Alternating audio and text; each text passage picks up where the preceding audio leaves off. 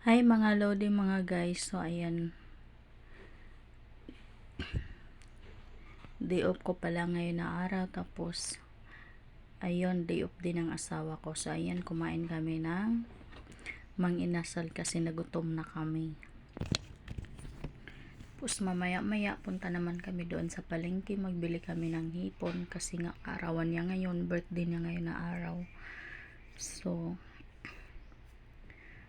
ayan mga guys, kumain muna kami sa mang-inasal. So napakaraming tao, tingnan nyo naman yan. Masarap din ang mang-inasal.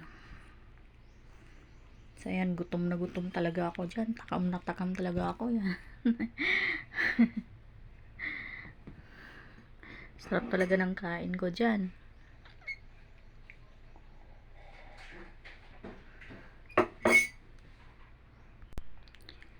So ayan pala, dalawang tao, lalaki. So kanina narinig ko, nakimarites. So kanina narinig ko, sabi nung babae, bawal daw mag-selfie, bawal daw sila mag-video.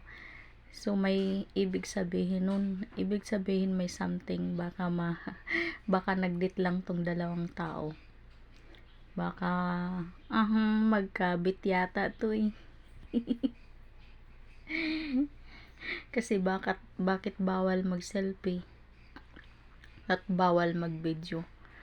Pero hindi nila alam, ako naman habang kumakain nagbi-video. So siyempre nakasama ko din sila pag video. Di ko naman talaga maiwasan kasi nasa likod namin sila banda. So ayan, tingnan nyo naman. Parang ang sweet nila dalawa. Sana all. Pero kami ng asawa ko kain lang kami ng todo. Eh siyempre, birthday niya ngayon.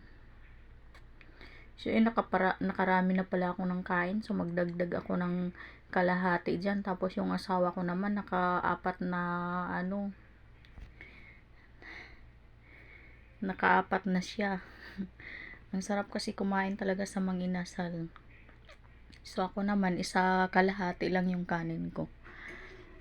Hindi ko na kaya ubusin yung 2 cup.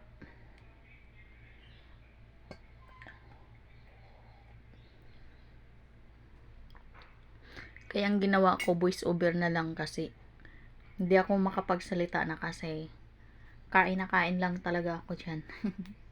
Tingnan nyo naman, ang daming tao. O yan din yung asawa ko, busy sa pagkakain, nasarapan sa mga inasal. Kaso lang wala kaming sili dyan kasi naubusan na sila ng sili daw.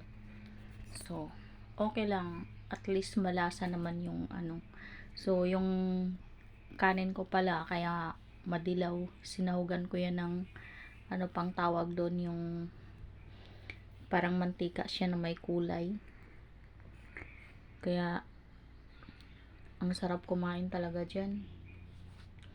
Siyempre, bago ako maghanda ng birthday ng asawa ko, kakain muna kami sa mang-inasal. Sarot! Ano na pala siya ngayon na araw, 38 ang edad niya.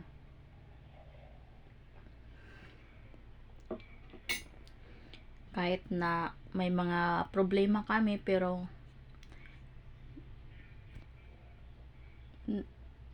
nalampasan din namin yung mga problema. Pag mag-asawa talaga kayo na magkaintindihan, siyempre yung mga problema mawawala din.